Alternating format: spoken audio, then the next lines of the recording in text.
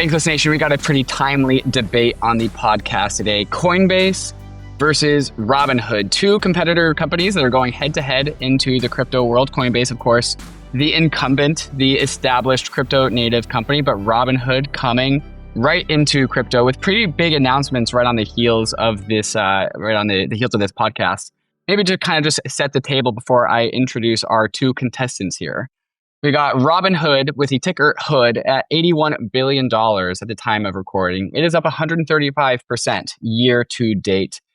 HOOD went public in July of 2021, which is not too far off from when Coinbase went public in April of that same year.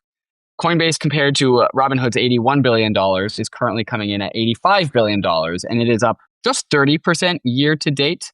But all of that 30% increase year to date has just come within the last 30 days. So while these two competitors, these two financial aspiring super apps, are about the same valuation, there has been a little bit of trajectory difference in order to get here. Taking the side of Coinbase, we have David from Blockworks. David, welcome to the pod. David, thanks for having me. And then taking the side of Robinhood, we have Omar from Dragonfly. Omar, also welcome to the pod. Thank you very much for having me. Okay, so Omar, I have been informed that you are the most bullish person on Robinhood that a few people on my timeline know. And then David, also respectively, same thing to you with Coinbase. So we're framing this as a debate because I think you guys all have your domain knowledge in the respective companies. I'm sure your knowledge overlaps.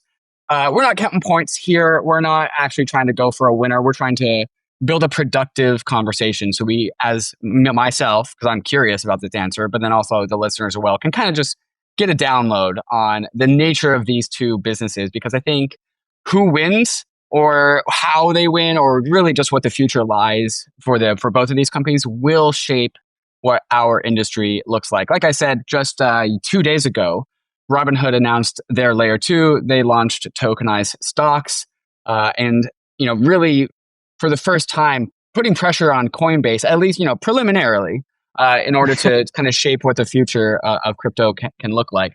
My take is that it's nice to have two very strong competitors come into this market, and we'll kind of like suss out what the differences between these companies look like as any advantages that each one has.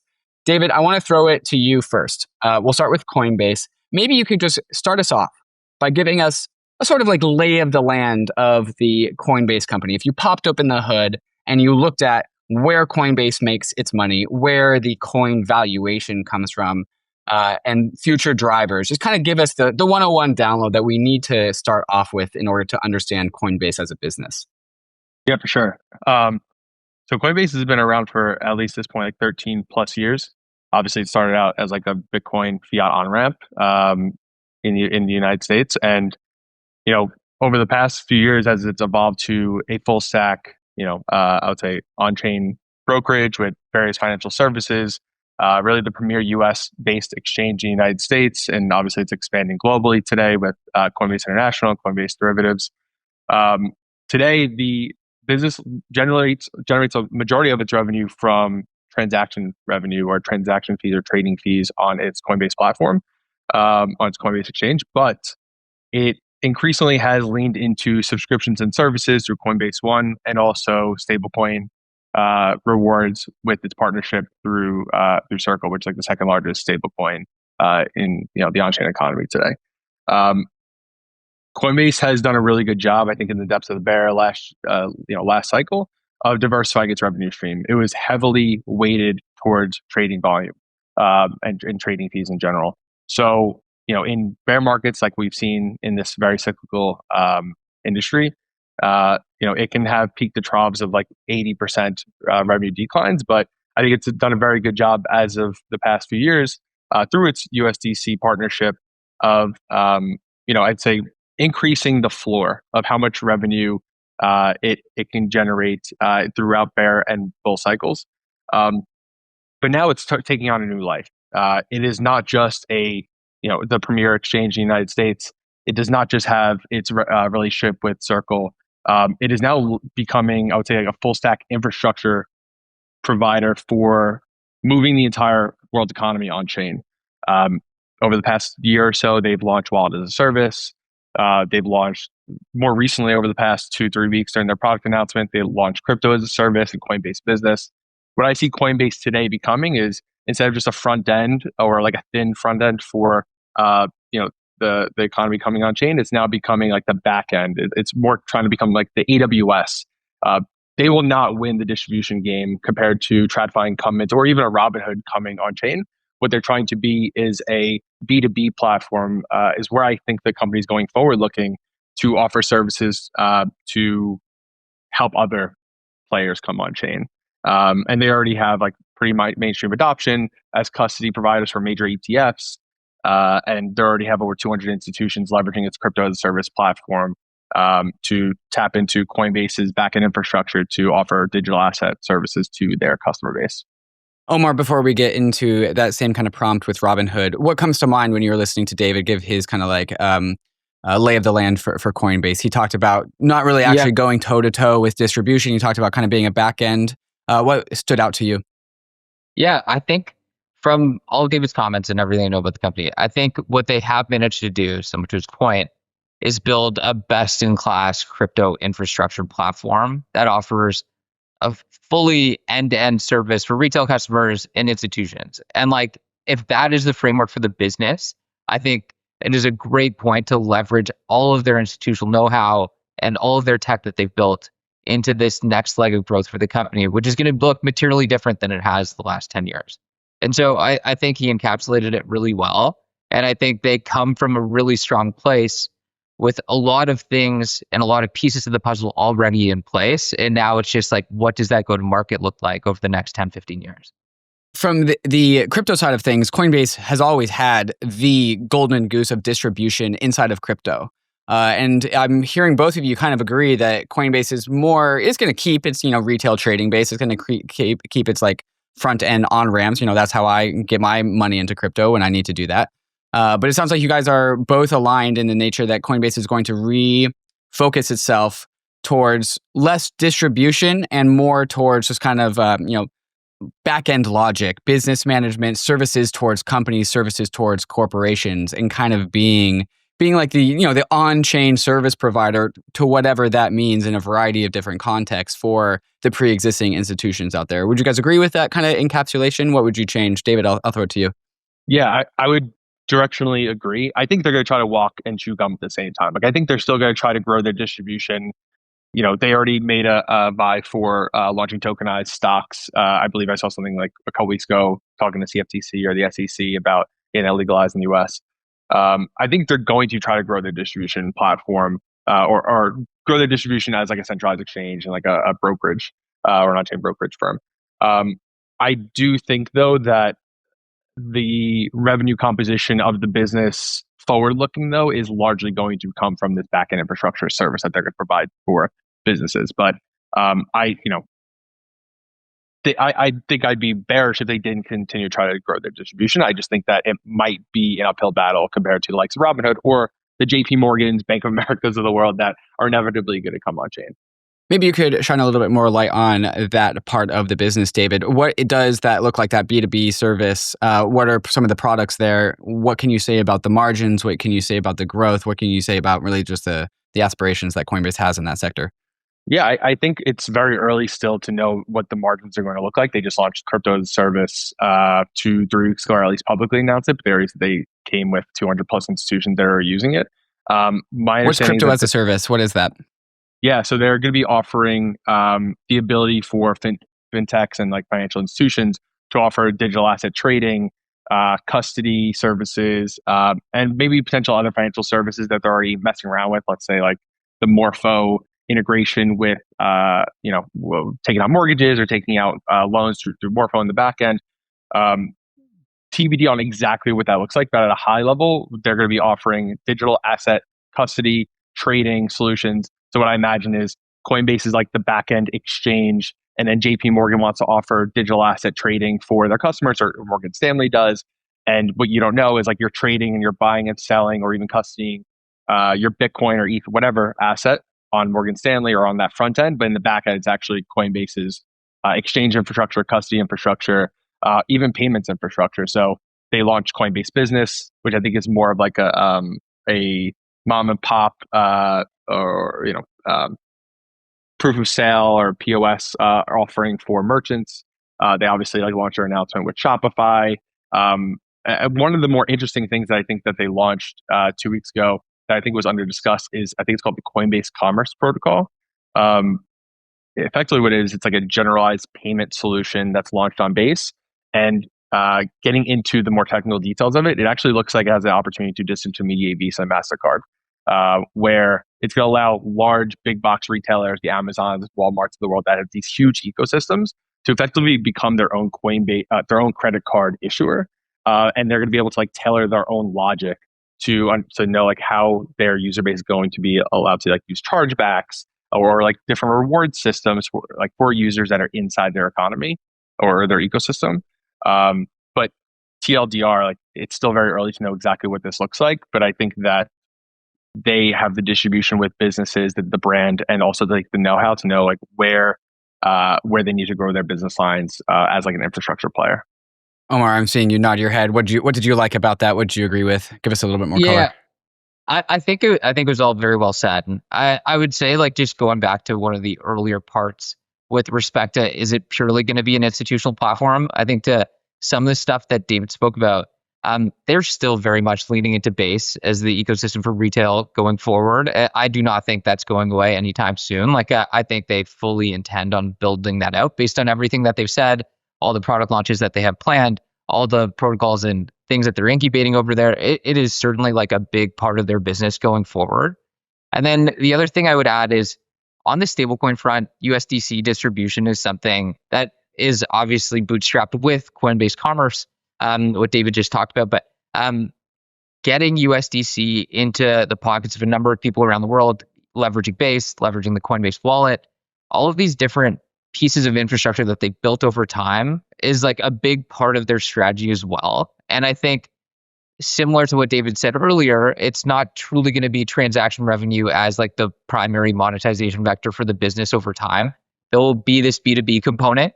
There will also be this heavy consumer payments angle. There will also be business payments that go along with it. And then if you tack on Base and the whole consumer ecosystem, it starts to give you a better sense of what the business looks like 5 years out.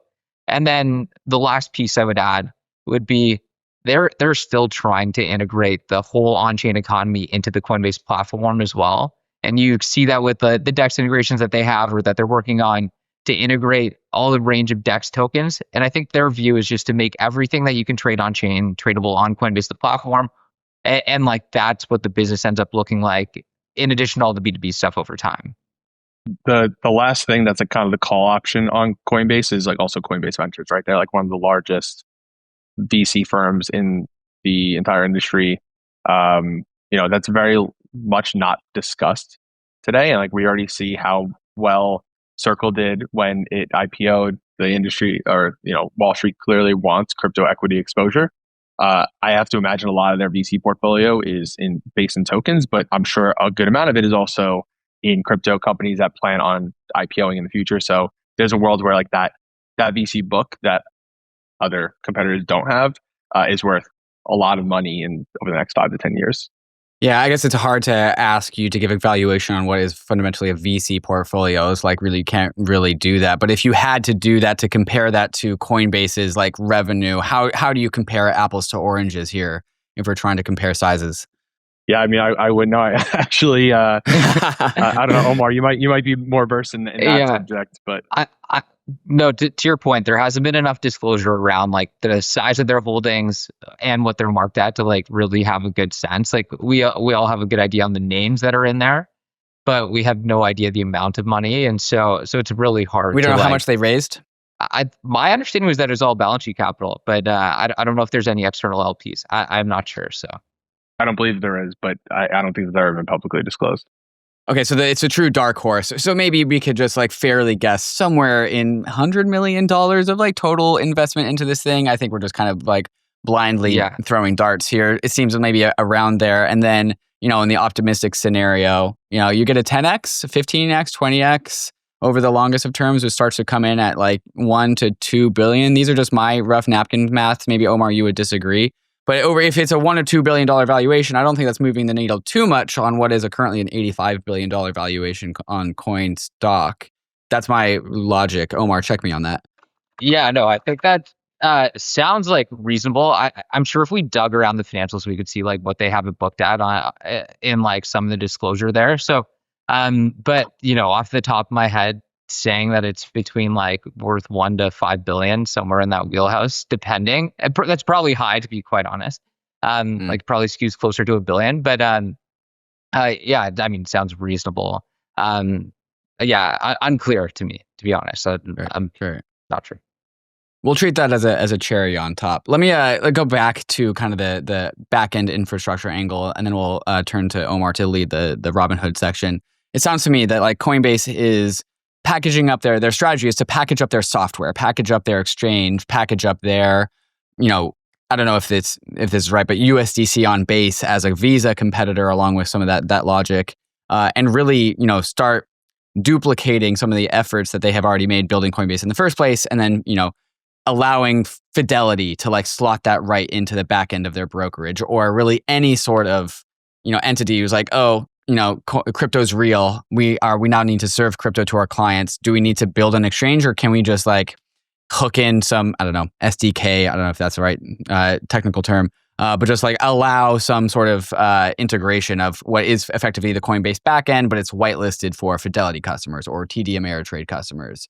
And that's a very good distribution strategy, as I understand it. Rather than going like in the trenches, going individual customer by individual customer, they're just going to brokerages and getting all of their customers in at once. I would imagine they're charging those customers lower fees in order to make that work. But on an aggregate basis, when you add everything together, then if you just acquire all of the trading demand of every single brokerage that integrates Coinbase in the back end on their software products, sounds like a pretty strong arena of growth to me. David, check me on that. Yeah, I agree. I mean, I think maybe not one-to-one parallel, but like looking at AWS's business, it's extremely high margin. Amazon built AWS largely for their internal purposes in the early 2000s, and they realized look, every startup in the world, every business in the world is not going to want to have their own on-prem server or on-prem compute, and why not try like white label it, or why not try to offer that as a service? And I think the same can be said for backend infrastructure for crypto. Yes, some firms will want to bring that in-house. I imagine maybe Robinhood might be one of those folks that want to do that because they have the chops to do it. Maybe some fintech and TradFi firms might want to bring that in-house as well. But I think a large majority of businesses that want to come on chain will not. They will outsource that because it's cheaper. They don't have the technical experience. And the reality is custodying crypto is extremely risky.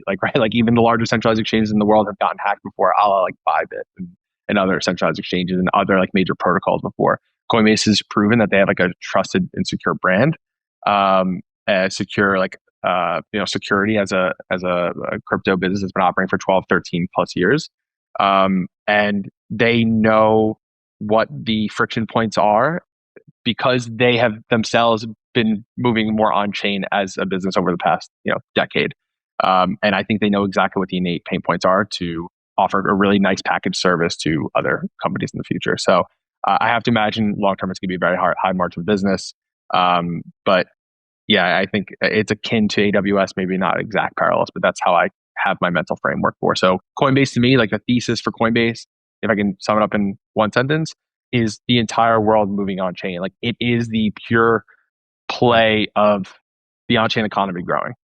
Yeah, I also enjoy the notion of if Coinbase is integrating things like Morpho or DEX aggregation directly in their front end, well, that too can also get packaged up, put in a piece of software, integrated into TD Ameritrade, and if it's providing a value to Coinbase's customers, then it can also provide a value to any generalized brokerage that integrates Coinbase, and then Coinbase just becomes the conduit for TradFi customers and assets and logic to touch the chain pretty seamlessly with that Coinbase brand. Okay, so I feel like this conversation is pretty young in the Coinbase world. There's starting to be some brewing conversations about it, but there's a lot of work to be done. It's a big sector of growth that Coinbase is just at the starting line for. I feel like we've covered that pretty well. There's other parts of Coinbase growth there. Go ahead, Omar. What do you want to say?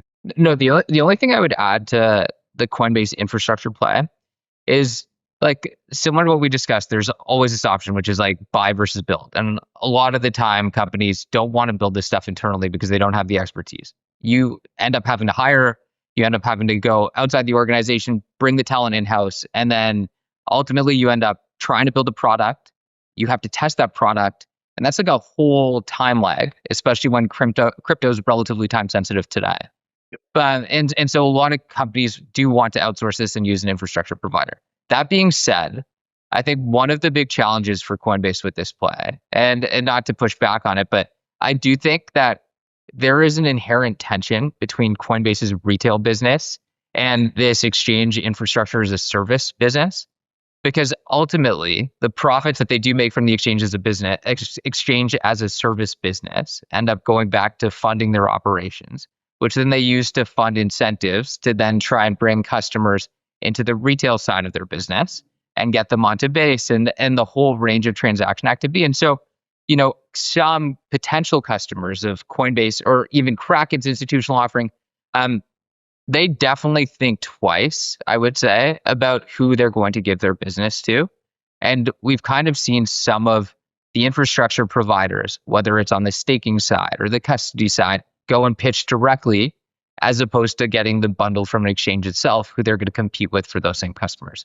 So that's the only thing I'd say on like the things to just think about for anyone that's looking at that side of the business, because there is a tension, and Coinbase does compete with all of these platforms, like they rightfully should. It's one of the highest margin parts of their business for those customers.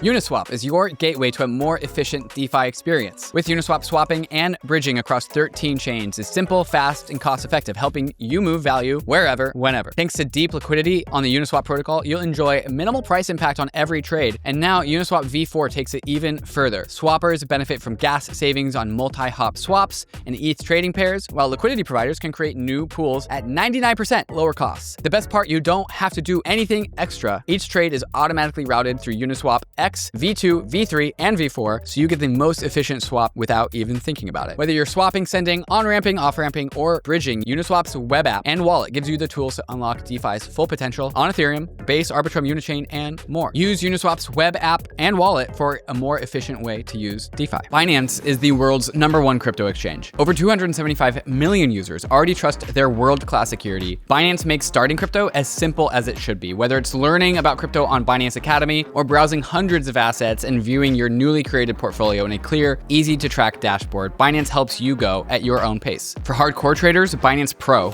opens up industry-leading services for trading professionals with fully bespoke trading products, along with a suite of white-glove services for VIP and institutional clients. Need support? 24/7 customer service is on hand whenever you need it. And with some of the lowest fees and deepest liquidity in the market, it's no surprise why over 275 million users trust Binance for everything crypto. Download Binance today and get started in minutes. Binance is not available in certain countries, including the United States. Check its terms for more information. So David, there's we could talk about USDC income into Coinbase. We could talk about Base on-chain revenues. In terms of just like kind of understanding the future growth of Coinbase, I feel like we've laid down the back end to TradFi thesis pretty well. What's worth adding to that list of growth venues for Coinbase before we wrap up the Coinbase side of this conversation? I mean, they're making 60% of Circle's revenue, right? And like it's still very early. It's very early days for stablecoins. How locked in is that? Is that just a permanent part of the Circle deal? Is that going anywhere? I believe, and I might be misspeaking slightly, but I believe that it is up for renewal at the end of 2026. But Coinbase pretty much has say in any material changes to the contract. So, for example, that partnership Circle did with Binance to hold, I think they had to hold like 1 billion USDC on Binance's balance sheet, and then they had like a revenue share agreement with Binance. Circle had to go to Coinbase to get their approval in order to allow that to happen. Obviously, that's in the contract. That's in the terms of like this current contract. But my understanding is like it's effectively perpetual contract, but there is room for negotiation at the end of 2026. Again, might be misspeaking there slightly, but I think the power is definitely in Coinbase's hands. So, look, it's very early days for stablecoins. That is not to say the stablecoins of today are going to be the stablecoins of tomorrow. Obviously, we could probably talk about like Global USD, which is Robinhood's like consortium stablecoin. We could talk about PayPal USD and even JP Morgan trying to tokenize deposits on Base and what have you. So like every fintech company or every bank that is anyone will try to get into the stablecoin game. And over time, that will be a low margin, very highly competitive business. But Circle is the largest regulated USD stablecoin in the US economy today. And I don't see that changing anytime soon. And if anything, stablecoin and USDC market cap is probably going to 10x over the next 2 to 3 years. I'd be surprised if it didn't. And even with future rate cuts, like that is going to be a material revenue driver for Coinbase.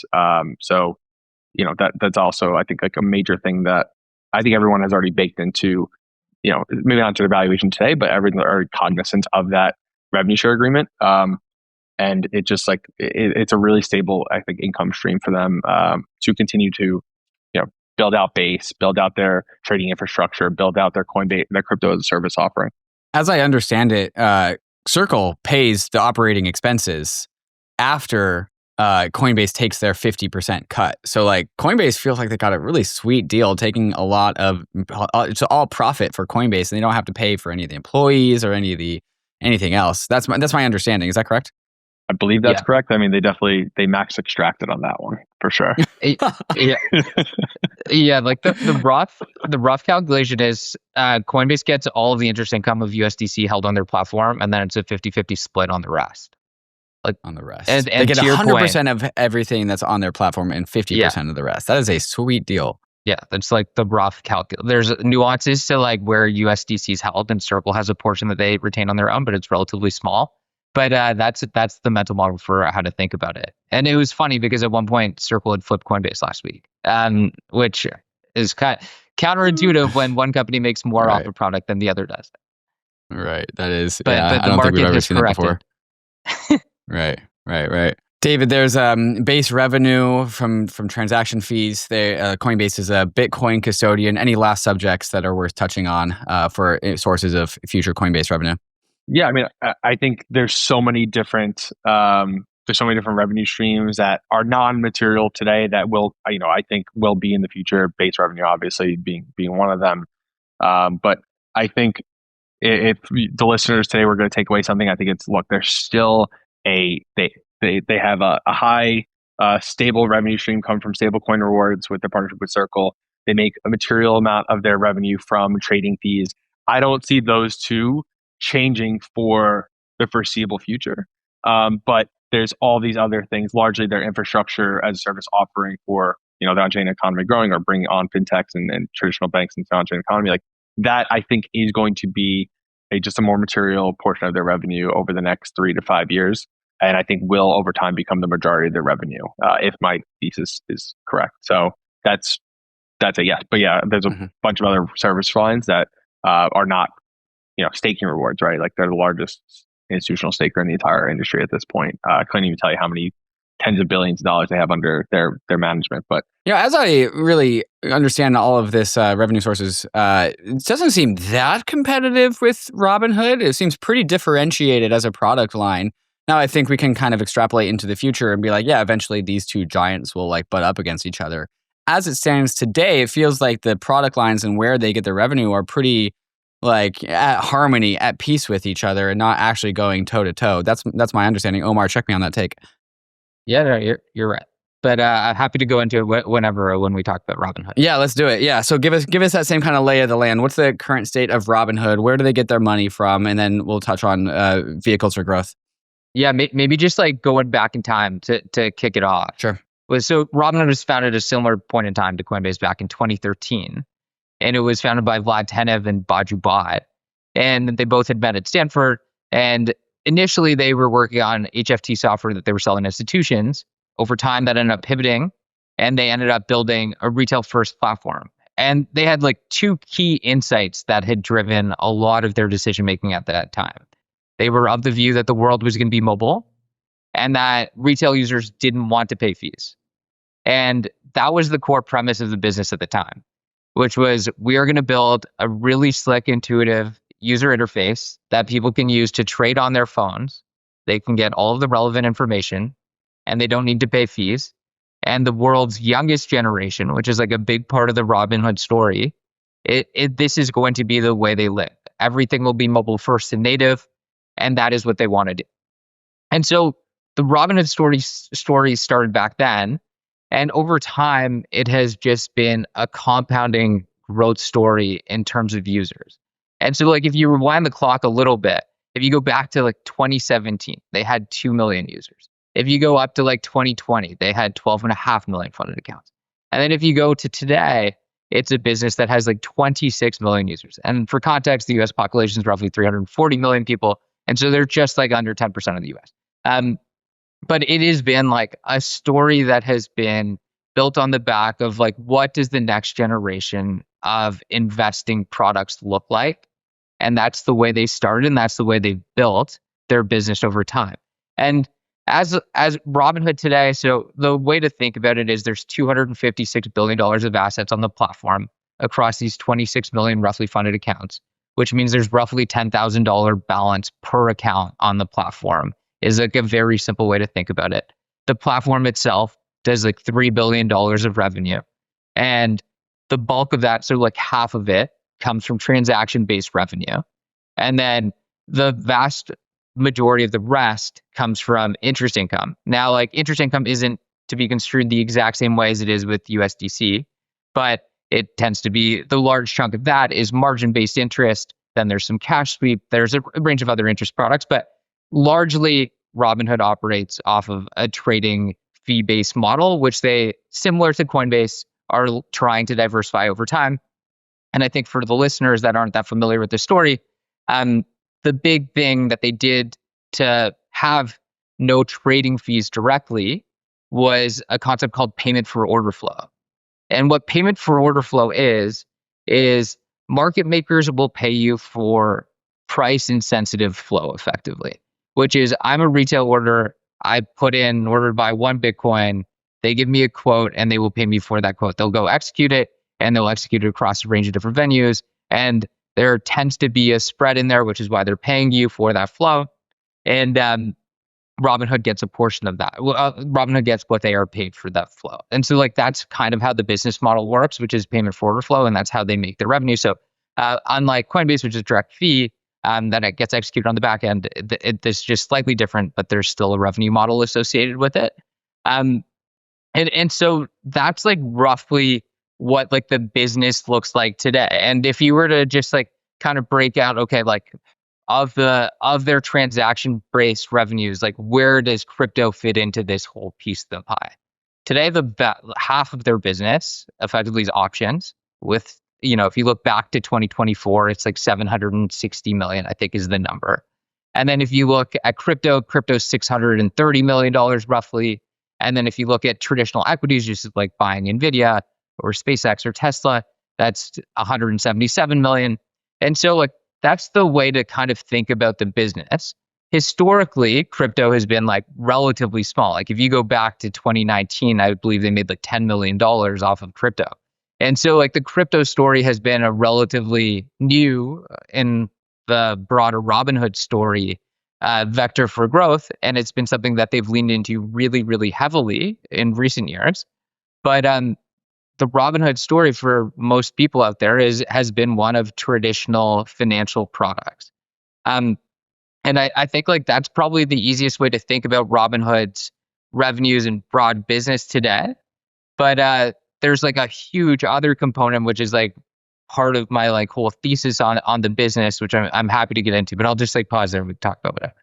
And I think that was great. I want to talk about the two big events that Robinhood has had this year. The one just happened, to catch a token.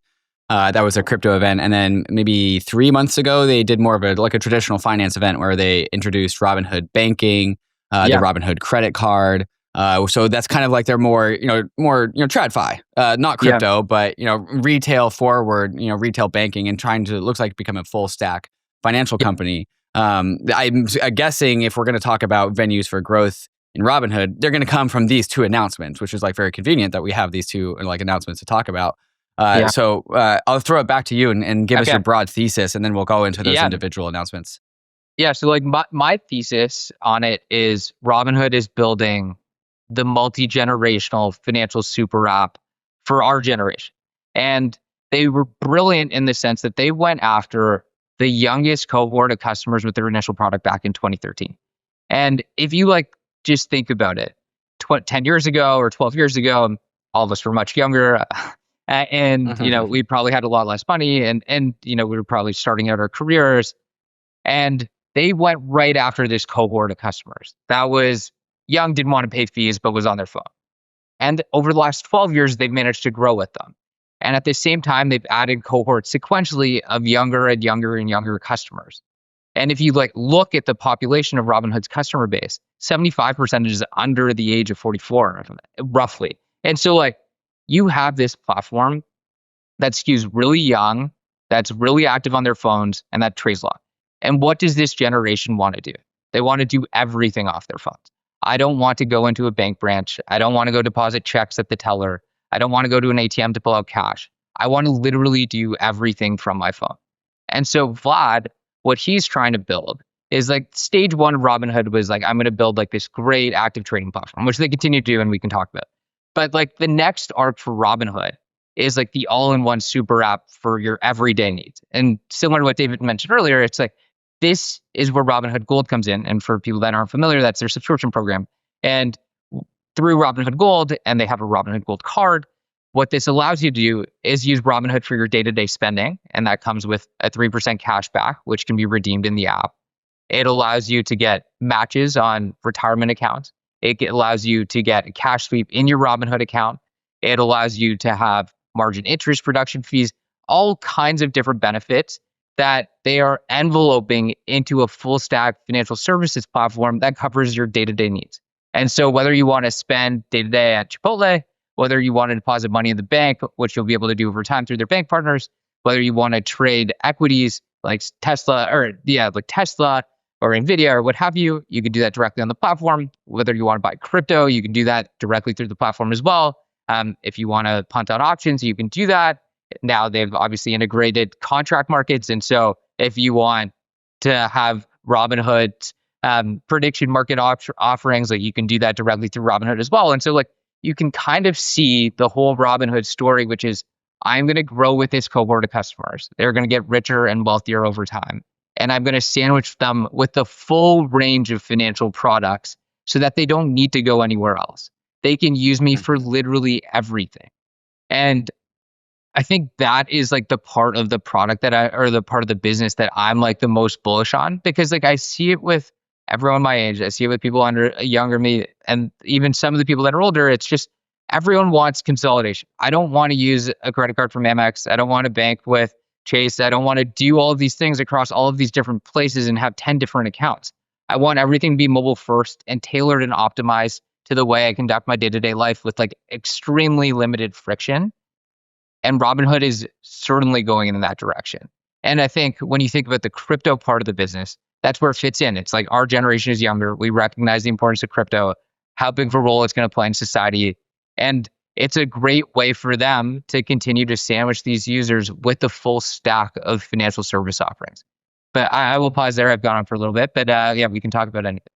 I think that was beautifully articulated. I re-downloaded Robinhood. I initially got into investing, like I think many people here, through Robinhood, even before crypto. Right out of college for me, it was 2 years before I got into crypto, and I was owning semiconductors. I was owning 2x long semiconductors because I really like risk. Then I left Robinhood because I got into crypto, and so I didn't touch Robinhood for years. But then it was sometime during the last bear market in 2022, 2023, and we were all looking at coin at $30, and I was like, well, you know what? I'm gonna buy some coin. And so I re-downloaded Robinhood for the first time, and that's where I got my first coin shares. And in that process, I was thinking, oh, where do I even go to buy equities? Oh yeah, I can download Robinhood. And I was thinking in that moment, if it wasn't Robinhood, where else would I go? And I thought yeah, I guess I could do a TD Ameritrade, I could do a Fidelity, but that just doesn't feel right at all. That just feels so boomer. So Omar, the question is who is Robinhood's competition? I know there's pre-established brokerages that already have their base, but I couldn't think of a single alternative that was interesting to me as a millennial who just wanted a basic exposure to spot stocks. Yeah, I mean, like it looks like all of the people that you know, which is the Fidelities of the world, the E-Trades of the world, the Ameritrades of the world, and IBKRs of the world. Like every traditional broker is kind of who they're competing against. But our generation kind of has this tech first approach. I would say it's like we want something that's super simple, easy, not hard to onboard onto, which Robinhood abstracts so much of the pain away. And then once you're on there, you want it to be super simple and like relatively few clicks before you're buying an equity. And so like all of the traditional brokers is who they are competing against is the way I think about it, especially in the US. You know, they compete against the banks more directly on like where they're going with the business today. But all of the boomer products that you can think of is who they compete with. Right. And I can't imagine any of them are innovating or growing nearly at the rate of speed that Robinhood is.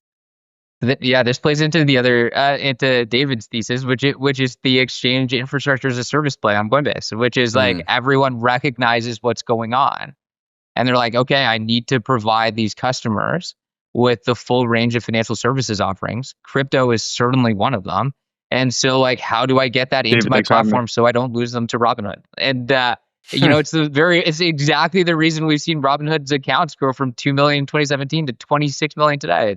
It's just like people are looking for somewhere to do everything in one place, and Robinhood is arguably one of the best places to do that. David, when you hear Omar's thesis about Robinhood, what do you like? Anything you disagree with? Anything that you think Coinbase can actually like push up against Robinhood with their future aspirations? I love Robinhood. Like I'm a user. I'm a power user of it. Like I know I'm supposed to be like a coin bull here, but like Robinhood's a great company. It is a masterclass on like product strategy and just whoever their product team is. Like every single Web 2, Web 3 company should be trying to poach them because it's a beautiful app. It's so easy to use. It's simple. My first foray into investing, very much like yourself, David, I'm sure Omar as well, maybe, was like downloading Robinhood back in like early 20 or like mid 2014, 2015, like right out of college, and just messing around with options. Like it was just so simple. As someone that like did not do like any prior investing prior to that, like in my college days, like it was investing for dummies, and they made it so simple. But they have obviously large aspirations, and like they've done a killer job with their product. They've done a great job with Robinhood Gold. I think what Coinbase can learn from is like product first. Like I don't love Coinbase's main app. It is clunky. I would argue that maybe it's gotten a little better over the past year or so, but does not have a cohesive. It doesn't feel like a mobile first app, even though like it probably is, but it doesn't feel like it. I can't easily buy and sell assets in like the same like user interface that I'm used to or accustomed to with Robinhood. I think Coinbase is going to learn a lot from like the product and user experience side. But I mean, I largely agree with everything Omar said. Like they're the millennial, Gen Z, and future generational JP Morgan, Bank of America, Morgan Stanley. They're killing it. And I think what Coinbase, I don't know if Coinbase has the product chops, candidly, to be able to compete with Robinhood in that arena. But what I think they do have the chops to do and the expertise on is like everything in the back end. Don't get me wrong, they should absolutely still go toe to toe with Robinhood, becoming a financial super app. And I think they're obviously trying to make strides in that. They see obviously the future of subscriptions. Like Gen Z's, millennials love paying for subscriptions. So they launched Coinbase One, where you get like pretty much free trading on the app. You obviously can now get the Coinbase credit card, which is like very similar to what Robinhood did with Robinhood Gold. So they're definitely converging on the same offering for retail and like B2C strategy. But I think where Coinbase is differentiating is obviously more on the B2B side.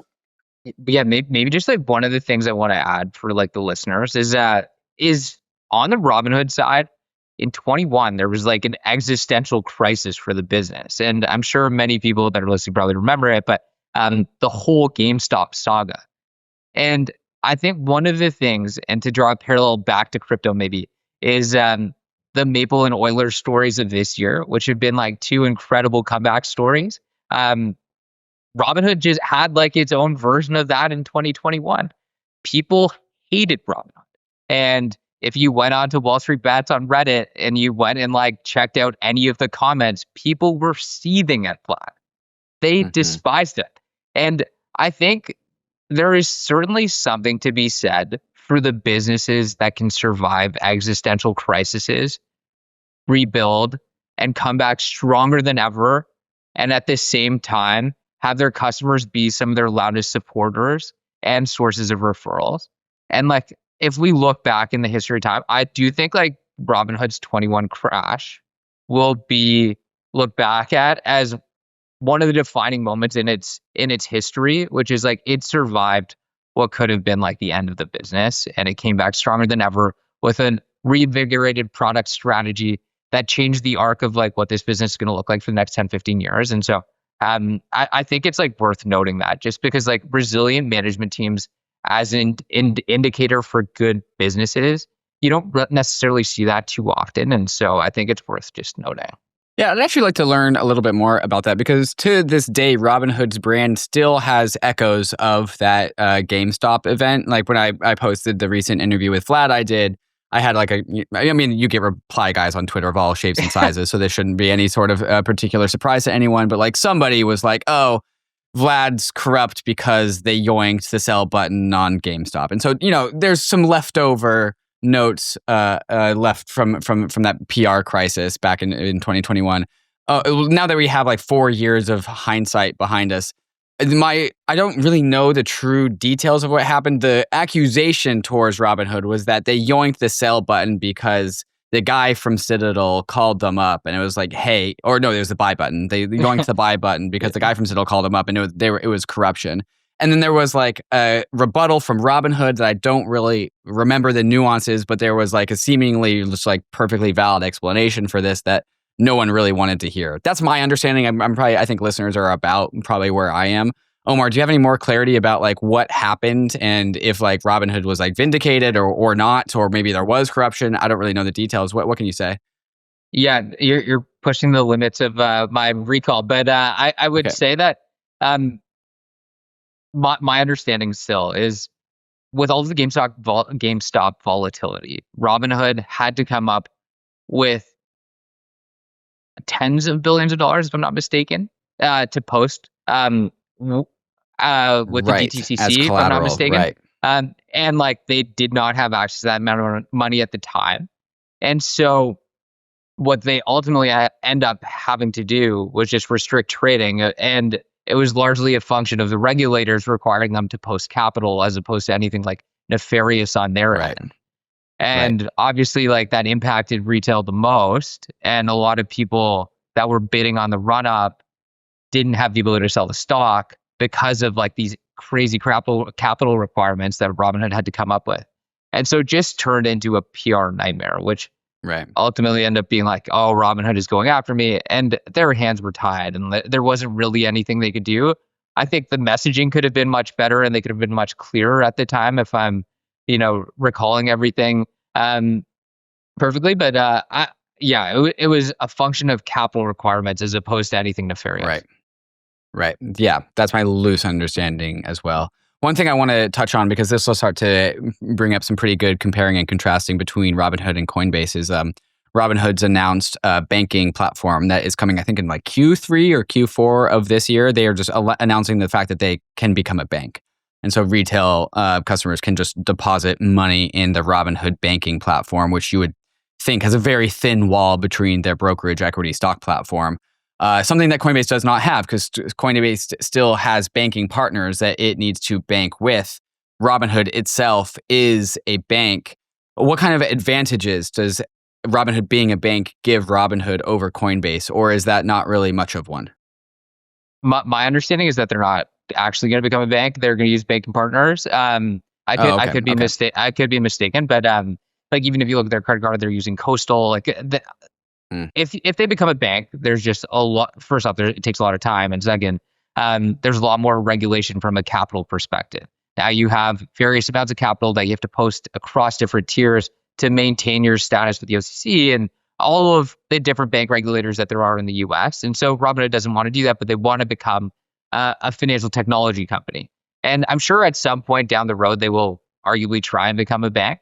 But today, from my understanding, their strategy is to become a banking service provider. And like the way you can kind of see it, even on the mortgage side, they're not the one providing the mortgage directly. They're sourcing mortgage rates for you to then switch your mortgage over, which then they get paid for, versus underwriting every single new mortgage application on the platform.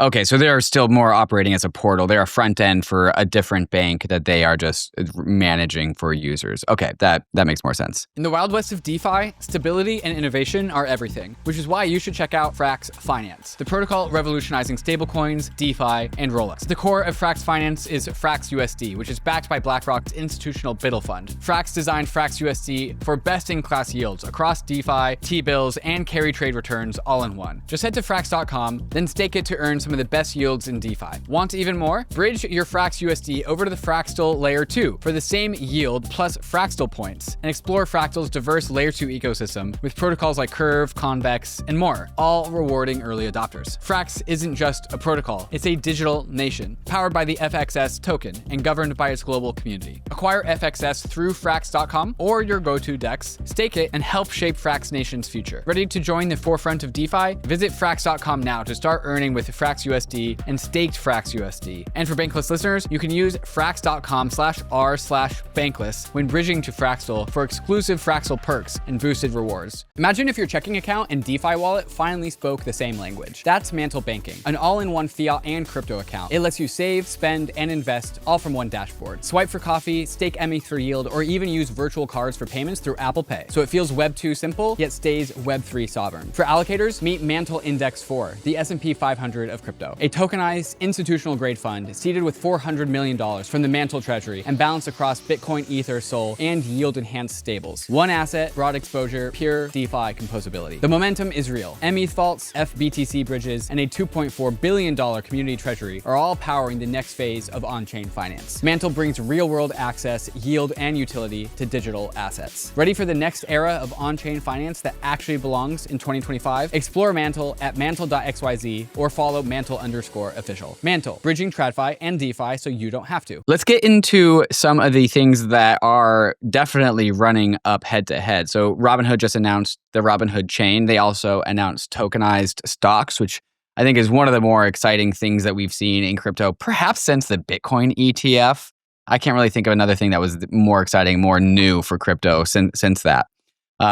Coinbase, maybe 2 or 3 weeks ago, filed some requests with the SEC for a regulatory sandbox for tokenized stocks. So Coinbase is eyeing this as well.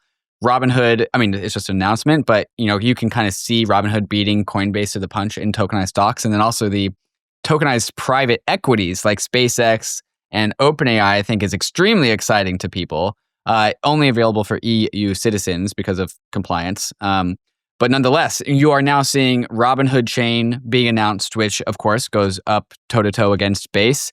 Both Coinbase and Robinhood want to produce tokenized stocks for the crypto world. And so we are now seeing at least some of the spheres of influence butt up right against each other. Omar, when you saw this announcement from Robinhood just earlier this week, what were your first initial thoughts? Yeah, I think, Vlad's kind of teased the announcement over the last, I'd say 6 to 12 months. And so you had a decent sense that it was coming. No one had any particularly great insight into what it was actually going to look like. But when it was announced, it made perfect sense. I'd say the important thing to understand or think about with respect to Robinhood, and it's slightly different relative to Coinbase, but Robinhood wants to be this place that allows our generation to trade everything. And so if you think about it through that lens, having an on-chain strategy is critically important, right? Because now you can have this liquid playground for a bunch of people to trade a range of different stocks, securities, non-securities, everything that you can kind of imagine under the sun. And what better way for them to do that than have their own chain? And in the traditional financial world, trades get routed to the range of traditional venues or liquidity providers. But here, this now allows them to be their own venue. And it's kind of an alternative take on what the world looks like, whereas Robinhood was facilitating access to the traditional financial world. They're almost building the infrastructure for the new world. And I think it's important to understand when you think about the business as a whole. Because if you look at like their long-term arc and you like go and you read and you listen to them speak about it, phase one of the business is be this active trader platform. Phase two is like the all-in-one neobank platform, which is like all of your financial services needs. And phase three is like the world's financial infrastructure. And so if you think about it through that lens, this is like a perfect piece to add into their product strategy, which allows them to offer like tokenized equities. It allows them to like use that as infrastructure for the range of foreign markets that they're going to enter into over time. It allows them to offer a range of things like private stocks again, which people can't trade. It'll allow them to do private real estate over time, like a whole bunch of different products. Now you have the flexibility to do in an environment which you control, as opposed to going and trying to back into the traditional financial system and working with a range of players. David, from the Coinbase side of things, what do you think was going through Coinbase's head when they saw this announcement? I'm sure that they thought that this was inevitable, but now they have a moat to defend, right? Pre-existing ecosystem. Robinhood Chain, just an announcement, and so already has a huge head start. But you can see like Coinbase's biggest rival in this space start to appear. So, what does Coinbase need to do to defend its moat? What do you think its next steps need to be? Yeah, I mean, I think that Coinbase is still largely like the premier US based crypto exchange. And like they're obviously trying to expand internationally. Obviously, Robinhood is starting largely with international, largely EU markets for its crypto strategy, which makes sense given the regulatory environment there. I think they're thinking like we have to be first mover advantage to all US based crypto products in order to continue on this, like if they're going to try to tackle Robinhood against like the B2C vertical. They're launching US perps in, I think, July 21st. So 2.5-3 weeks from now. Their hope, I'm guessing, is like similar to what Robinhood did for options, right? They made options easy for our generation, for high beta chasing risk on customers, and like perps are the next evolution of pretty much options for crypto natives, and they're trying to introduce perps to the U.S. capital markets, the retail base for them. So I don't know why Robinhood hasn't announced U.S. perps yet. Obviously, it's not a regulatory thing. Maybe it's because the acquisition of Deribit for Coinbase effectively allowed them to do this, and they're not effectively perpetual futures. They're actually just like long dated options. They have like a 5-year expiry, but who really holds perps for 5 years straight? So I think Coinbase is thinking a few things. It's one, we have to grow US perps like ASAP. That could be a material revenue driver for the business if they succeed. We already know how much Binance, for example, I think 90% of their entire trading volume is perps compared to spot, and it's like a large revenue driver for Binance and other like offshore centralized exchanges. I'm unsure how worried they are about Robinhood Chain. Like they should be worried, but if history repeats itself, like other centralized exchanges or with large distribution, large customer bases have not done that well launching their own L2 or their own L1. BNB may be the exception, given like they're the 900-pound gorilla in the room. They have a 100 million plus global US base, but like if you look at every other centralized exchange so far, like haven't done that well of launching their own L2. Bybit, I think they've reported they have a 60 million global user base that is significantly larger than what Robinhood has. Has anyone used MANTLE? I haven't. They're now launching on Solana with their own DEX. Has anyone used Inc? Nothing against Kraken. I think they're a great exchange. I am a customer of theirs as well, but like I haven't used Inc. And now they're launching tokenized stocks on Solana. World Chain, not the exact same thing, but like World Chain has also found a limited traction. Coinbase has a crypto first culture. They have the brand. And I think it's going to be very hard to unseat Coinbase as a L2 or as your own like execution environment. But if any team is going to beat them, it could be Robinhood because of their operational excellence and their ability to execute. But I think obviously they're probably worried about their international expansion plans, like Robinhood going into the EU is obviously like a risk for them. Coinbase's international derivatives platform has like grown decent amount over the past six or so months. I think they recently hit over 10 billion OI. I could be mistaken there, but it has seen like some like really good growth over the past I guess year to date. I'm not personally familiar with how strong Robinhood's brand is in the EU. I think that'll be a very interesting to see in the coming quarters on the earnings report, like how well is their international expansion plans growing. Coinbase hasn't done exceptionally well on that front. And I don't know if that's an execution problem or the fact that like Binance and all these other offshore exchanges just have like such a moat, and Binance themselves in their own right are trying to build their own super app, right? And they have, again, order of magnitude maybe of more users than Robinhood does, and they have shown to their ability to execute over the past few years. But yeah, if I'm Coinbase, first thing I'm thinking about is like make US perps like the go-to venue for high beta chasing retail users. Like that should be the product that can potentially absorb or take users away from Robinhood. I'll stop for now and see what you guys' thoughts are. Yeah. Omar, rebuttal thoughts, arguments, what comes to mind? No, I think like that is one of the Coinbase strengths, which is like it is a crypto first brand and a crypto native company. And because of that, they have like a range of different advantages that they can play in when Robinhood starts encroaching on their territory. I think, if I was to articulate like the bull case for Robinhood is on the crypto side today anyways, I think like it's like a fee story largely, which is like Coinbase still charges like 1.4% roughly on retail trading volume, and Hood comes in at like 40 basis points. It's just like materially cheaper to trade crypto on Robinhood. But at the same time, like I'm here in New York, and if I go to the Robinhood app and I try and buy crypto, there's like 22 tokens I can buy, or roughly that number. Whereas if I go to Coinbase, I can buy 200 plus tokens. And I think like this crypto nativity and the willingness to take risk is like what really does allow Coinbase to build out its product offering, customer base, user base, and like retain customers relative to, a challenger that's entering into its space and trying to poach its customers on the retail side. And so like I largely agree with everything David said. Like they should lean into perps. It is a great product. Robinhood doesn't offer them yet. I'm sure they will at some point. Robinhood's doing it out of Europe, and like leverage is capped at 3x. But it's still like a very nascent battleground, which Coinbase has like a really, really good advantage in. And so like they should just like push on the gas if I were them. Yeah, I think also a story for both companies, especially like with Robinhood launching Robinhood Chain, is going to be what does that take rate look like over time? So Coinbase is obviously trying to, in a way, disintermediate its largest revenue driver, which is transaction revenue. Like I think its mixed take rate is approximately 30 bips between the retail and the institutional user. Obviously, retail gets absolutely fleeced, but it's the greatest business in the world.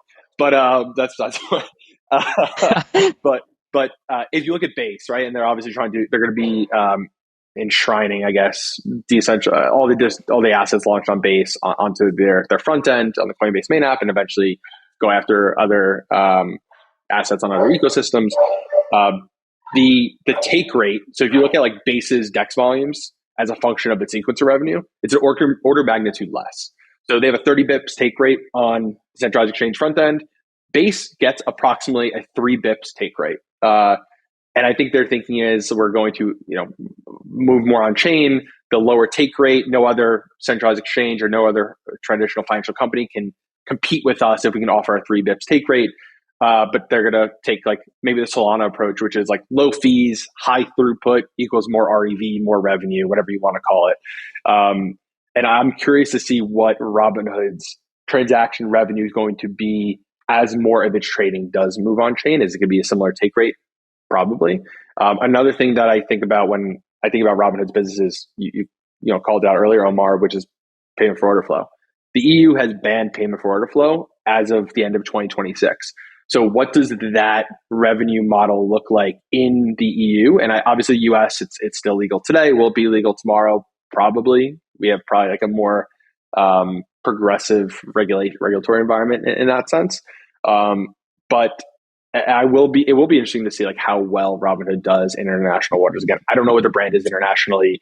I have a tough time believing that anyone that is using an offshore centralized exchange today will move to Robinhood, because Bybit, Binance, OKX, objectively offer great products for crypto users.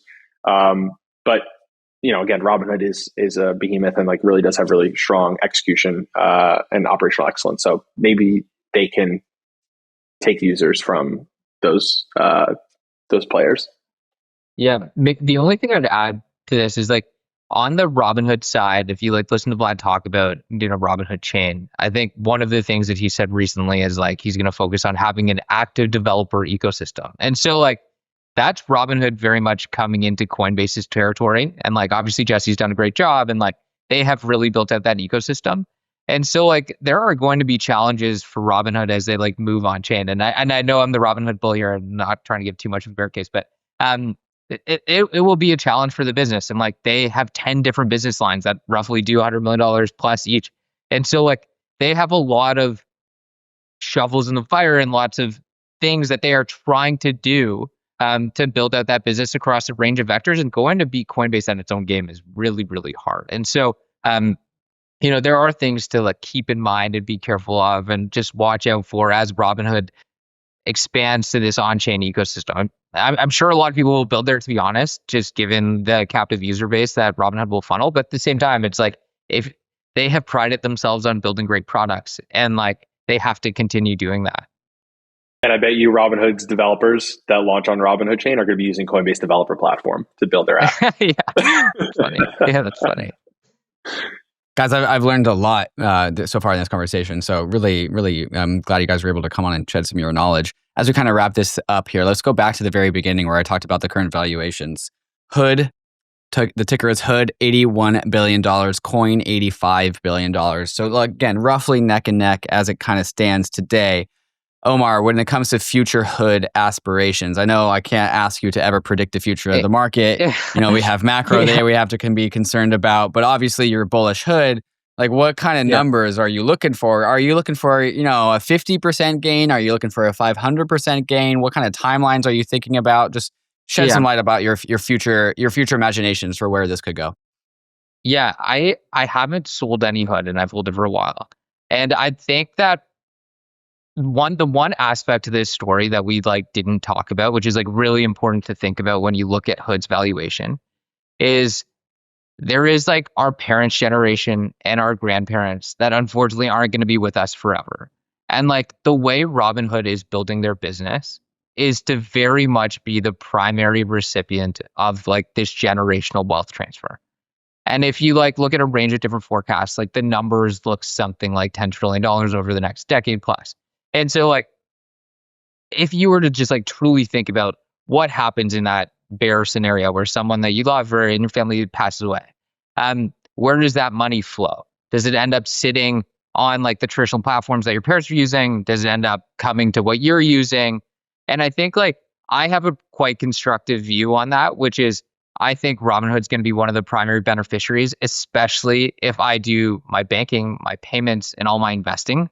And if that number is anywhere in that wheelhouse and they're able to capture, 10% of that, which is like $1 trillion, which is insane, so 1%, you are talking about a business that can more than double, triple, and quadruple without like having to go too far out on the imagination spectrum. And so it's part of the reason why they bought a company called Trade PMR, which is if I have money passed down, I want to do it in the most tax efficient and optimized way. And so that when that money does come, I have access to the right financial advisors, I have access to the right tax professionals, and I have right access to like the range of different investment alternatives to make sure my family's set up. And then when you think about it in the construct of their whole business, which is like, if I have a Robinhood Gold card and I have virtual cards for my kids and like my wife is on it and everything is encapsulated, Robinhood will be one of the primary beneficiaries of all of that in the future. And so I think when you look at $80 billion, like it is expensive. There's like no doubt about it. The stocks, to your point, it's run up a lot recently. But I do think like if the business is the primary beneficiary of this wealth transfer, and like you don't really even need to believe anything else, like you can almost discount the crypto stuff.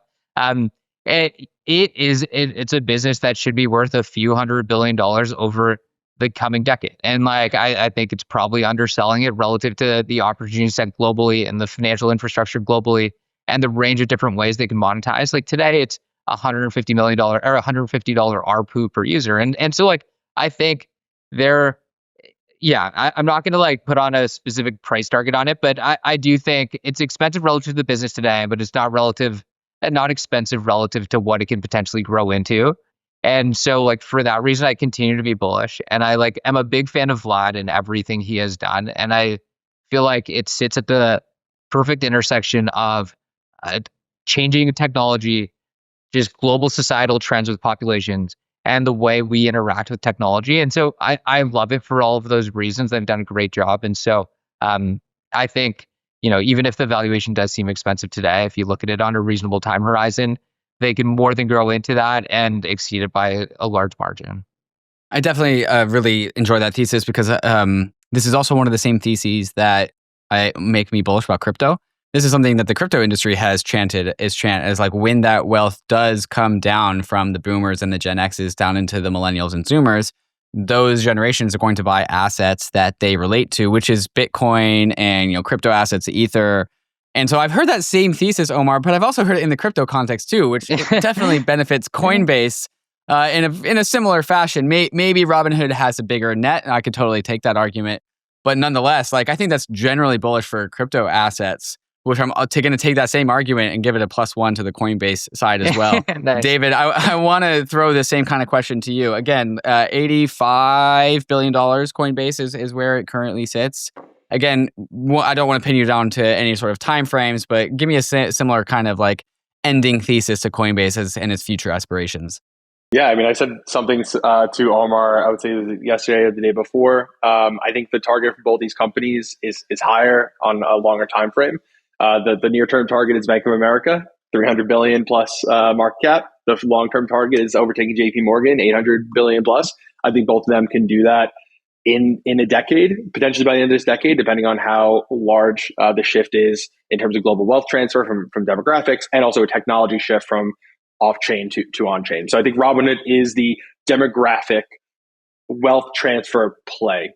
I think Coinbase is the technology shift play to the global on-chain economy, the global economy moving on-chain. Coinbase is the preeminent US-based crypto company, the largest capital market in the entire world, 100 trillion plus on global economy. If you believe that the capital markets will move on chain, I think Coinbase is the clear play. It has $930 million of like adjusted EBITDA in Q1 alone, compared to Robinhood sitting at about 430 to 450 million adjusted EBITDA. Yes, Robinhood does have a higher ARPU. I think it's like 30 to 40% higher, even though it's largely an estimate on Coinbase because they don't share their monthly transacting users anymore like they used to. Robinhood does have like a larger net today. But I think if you look at the overall growth rate of Coinbase year over year, or even quarter over quarter over year over year basis, it's growing about 25%. Obviously, maybe a little harder to discern because of the cyclicality nature of the crypto industry. But if you look at its subscription and services revenue, it's growing at about 35 to 36% year over year. Very much like what Omar said, I think both companies are expensive today. But I think that if you look at both businesses, they have a very clear line of sight to 10xing their revenue over the foreseeable future. I think Coinbase's revenue growth is largely going to come from, maybe in the short to midterm, maybe it comes from US perps if it is a hit, in addition to the growth of stablecoins on chain and obviously getting the large revenue share from Circle. I think the long-term thesis on Coinbase is that it is the thin layer, it is a thin infrastructure layer for the economy moving on chain, and it's going to power every single front end, TradFi or fintech front end in the world, maybe outside of Robinhood.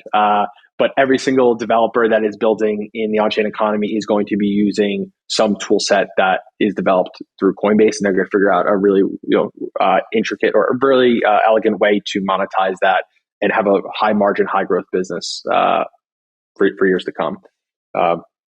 So very bullish both. I think that I think Coinbase is just a bet on the industry growing. Robinhood is a bet on Robinhood. And I think both will do extremely well.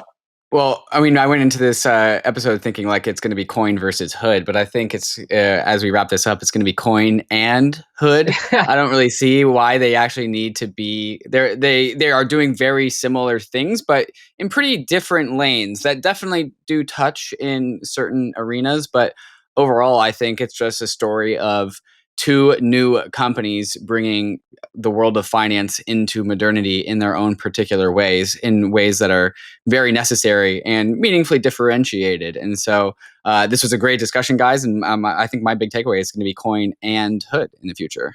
Awesome. Thank you for having us. It was great. Had a great time. Omar, we will get your Twitter into the show notes. You are from Dragonfly, and David, we will also get your Twitter from Twitter into the show notes as well. You are from Blockworks. Guys, I learned a lot. This was a phenomenal episode. Really appreciate you guys coming on and sharing your knowledge. Thank you very much. Thank you again. Bankless Nation, you guys know the deal. Crypto is risky. Equities, they're risky too. But you know what? Being sidelined, also risky. So you can lose what you put in, but nonetheless, we are headed west. This frontier is not for everyone, but you're glad you are with us on the Bankless journey. Thanks a lot.